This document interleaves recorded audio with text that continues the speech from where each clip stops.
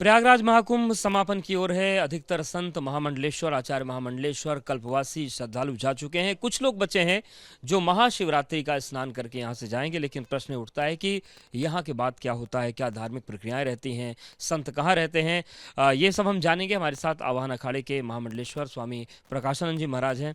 महाराज जी, प्रयागराज महाकुंभ अब समापन की ओर है।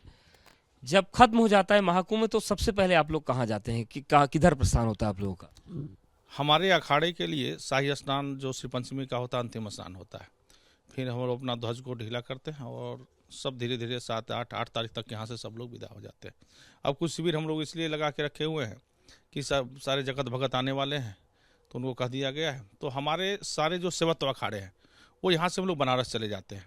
बनारस में भी इसी तरह हम लोग की अभी हमारी 18 तारीख को आवाहन अखाड़े की पेशवाई है, वहाँ हम लोग इसी तरह पेशवाई निकालते हैं और सारे संत वहाँ नहीं जाते, लगभग 60% संत चले जाते हैं।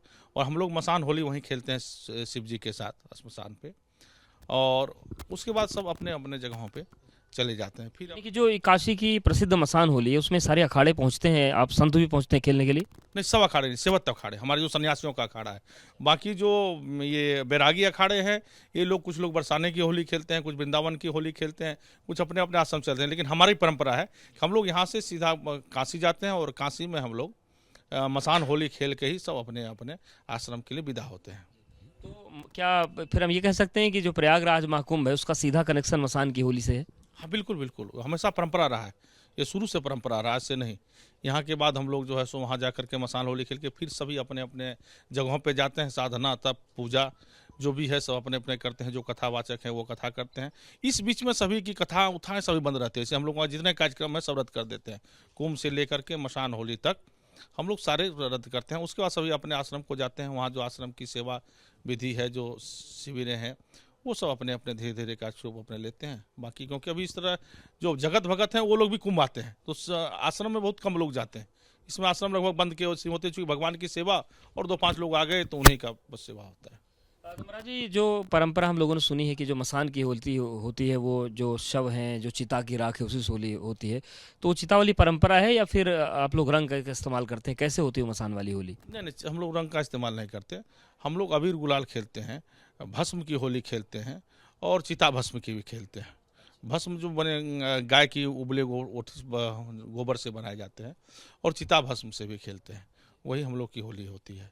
क्योंकि हम लोग शिव के मानने वाले हैं, हम लोग सेवत्व हैं, शिव ही हमारे इष्ट हैं, शिव ही हमारे सब कुछ हैं। शिव के बिना हमारा कुछ नहीं है, तो हम शिव के साथ ही रहते हैं। शिव शमशान में रहते हैं तो हम लोग भी श्मशान में रहते हैं। शिव कैलाश में रहते हैं इसलिए हम लोग फिर आश्रम में रहते हैं। शिव से ही हमारी परंपरा है, शिव के अलावा हमारा कुछ नहीं। शिव के अलावा ऐसे भी हम लोग कहते हैं जो शिव से नहीं जुड़ा हुआ है वो सबके बराबर है।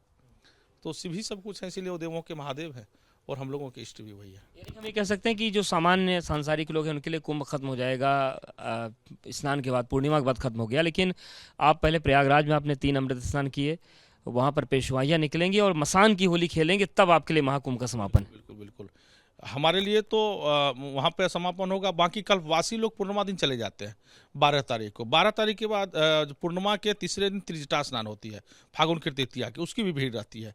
तो कई कल्पवासी उस दिन रुकते हैं। तो यह जो त्रिजटा स्नान है यह त्रेता से चला आ रहा है, ऐसे नहीं है।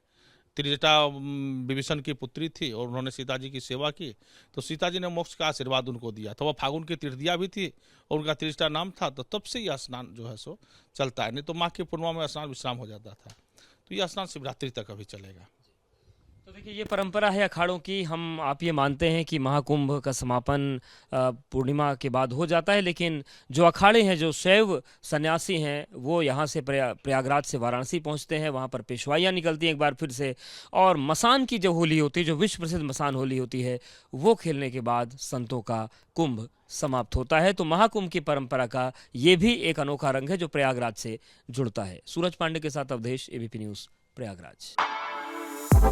For exclusive and insightful videos, subscribe to our new channel ABP Live Premium.